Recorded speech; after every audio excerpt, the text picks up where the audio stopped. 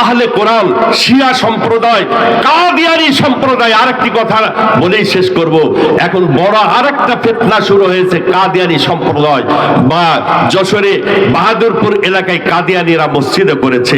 আখিরি জামানার পয়গম্বর শেষ নবী, এরপরে আর কোন নবী আসবে না। নবী বলেছেন আনা খাতামুন নবীন লা নবিয়্যা বাদি।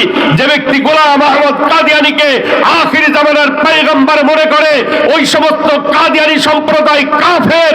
যারা তাদেরকে কাফের বলে না, তারাও কাফের, তারাও কাফের। এর মধ্যে সন্দেহ আছে? যারা বলেন আছে।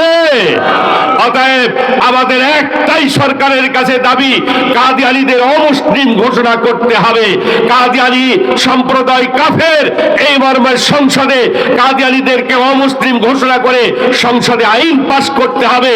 তাদের উপাসনালয়, এগুলিকে উপাসনালয় বলে আখ্যায়িত করতে হবে। কাদিয়ানী মসজিদ, আহমদিয়া জামাত, আহমদিয়া মসজিদ বলে পরিচয় দেওয়া যাবে না। কি বলেন, ঠিক কিনা? আমার বন্ধুগণ, এই সমস্ত ফিতনা থেকে আল্লাহ আমাকে আপনাকে হেফাজত করুক।